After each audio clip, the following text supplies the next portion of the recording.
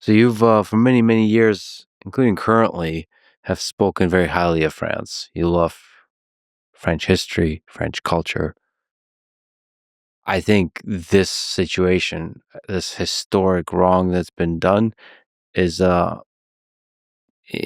put simply, is just a gigantic PR mistake for France.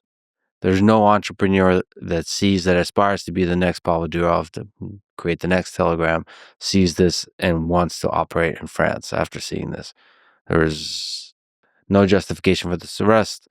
There's a misapplication of the law, all kinds of pressures, all kinds of behavior that seems politically motivated, all that kind of stuff, all the excessive regulation and the bureaucracy. A nightmare for entrepreneurs that dream to create something impactful and positive for the world.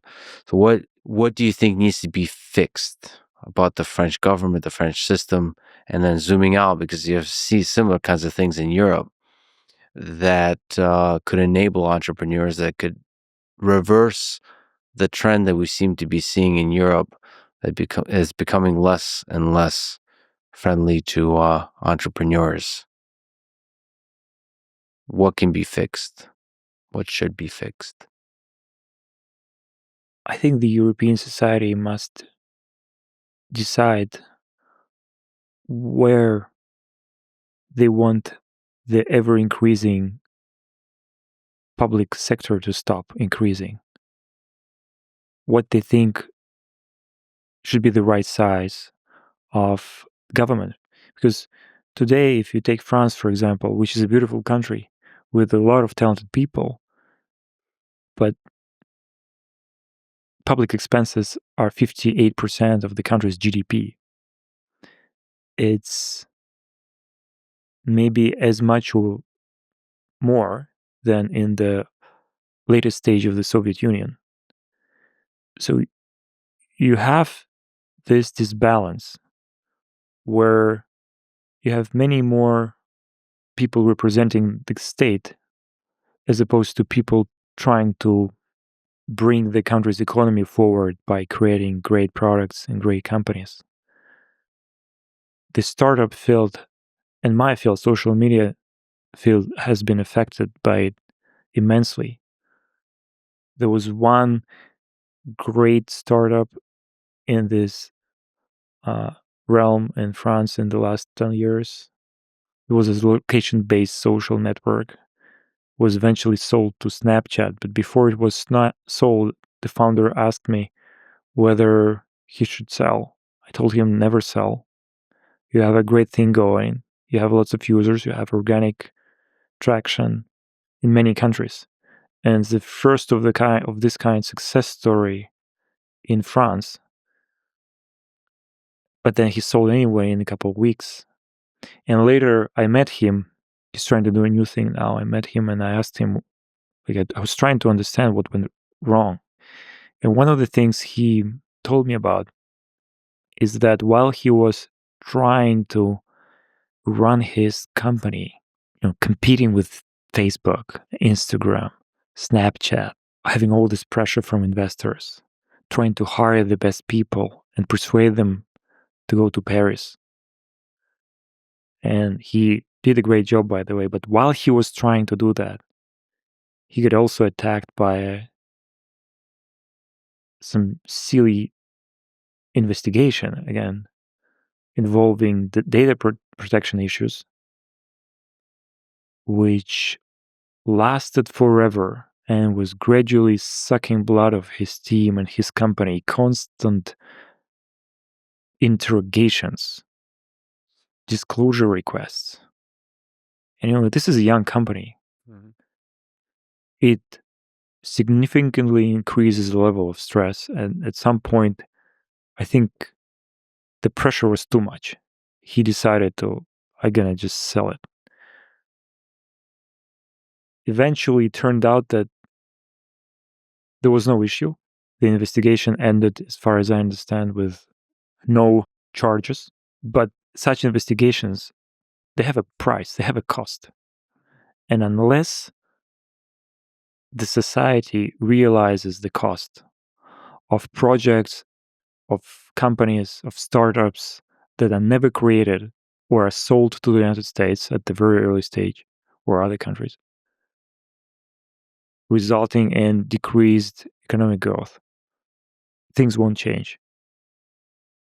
I think we just talked to a guy a few days ago who left France and started a business here in Dubai.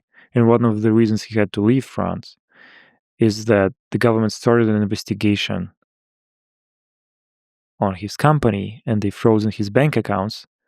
And this investigation that involved taxes lasted for many, many years. I believe he said 8 years. And at the end of these 8 years, the government reached to the conclusion that there was nothing wrong. He's good. It's okay. In the meantime, his corporate bank accounts were frozen. His business died. The only reason why he was able to retain sanity is because he moved to Dubai and started a new company, which is incredibly successful. And now he's enriching this city, which we're in right now, with his great ideas and creativity.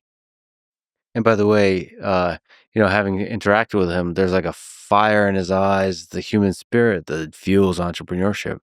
Whatever that is, he doesn't have to do. He's made a lot of money. He probably doesn't have to do anything, but he still wants to create. And that fire is what fuels great nations. Build new stuff, expand, all of that. And regulation suffocates that. You have to cherish these people. Yeah. But I guess the French public or some part of the French public was misled. And I don't know when, maybe perhaps since the time of the French Revolution, to believe that entrepreneurs are somehow their enemies. They're the evil, rich people that are the cause of all problems. As if only you could make the rich share their ill-gotten wealth with the rest of the population, then every problem will be magically solved. In reality, though, a lot of these people that are starting such companies with fire in their eyes are sacrificing their lives, their livelihood. They're working 20 hours a day. They're experiencing immense stress in order to fulfill the vision and bring value and good to the society around them. They create jobs, they create great services, they create great goods. They make your country grow. They make your people proud. You have to cherish them. But what does the system do to them? It squeezes them out. Because perhaps there was somebody in the tax authority that decided to advance their career and perhaps was too ambitious and not too smart. So as a result, a company was destroyed. And now the same entrepreneur, by the way, who we talked to, is invited to come back to France.